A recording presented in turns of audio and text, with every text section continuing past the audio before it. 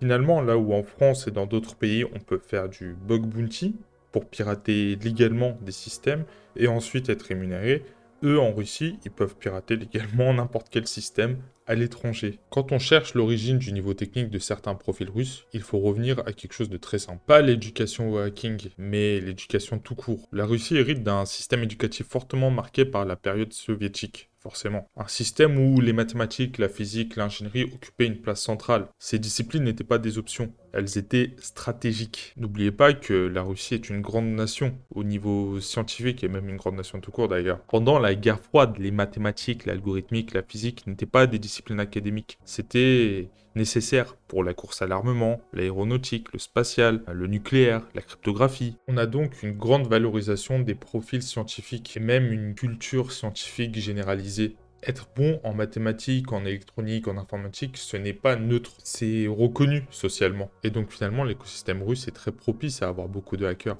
Bah oui, parce que c'est culturellement admis, voire valorisé. L'État te protège tant que tu attaques des systèmes étrangers. En t'organisant, tu peux gagner beaucoup d'argent. Finalement, c'est ça aussi la différence avec beaucoup d'autres gouvernements. Tu peux t'organiser, tu peux avoir des espaces d'échange, des forums, travailler en groupe, avoir des groupes de pirates, et finalement évoluer ensemble, progresser, t'organiser pour attaquer un système.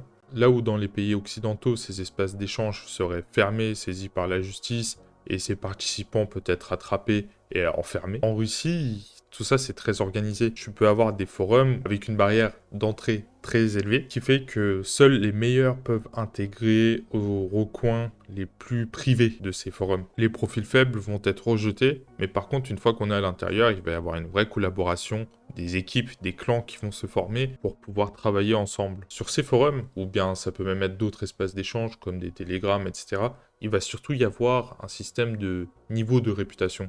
Et ça, c'est vraiment central. Ce système va se construire sur des contributions techniques réelles ou bien sur un historique. Par exemple, si tu as déjà piraté un grand groupe et que tu as revendiqué cela avec des preuves sur le forum, on va automatiquement t'attribuer une certaine crédibilité. Il y a aussi d'autres démonstrations, par exemple le code que tu peux fournir, des méthodes que tu peux trouver, voire même des CVE que tu vas trouver, donc des failles système. C'est en fait un environnement très méritocratique, mais aussi extrêmement exigeant. Bien sûr, l'État russe surveille activement cela. Bah oui, les services secrets ont connaissance de tous ces profils, notamment des meilleurs. C'est finalement un échange de bons procédés. On te protège vis-à-vis de l'extérieur, mais quand on a besoin de toi, il faut que tu sois présent. Ce modèle fonctionne parce qu'il est cohérent.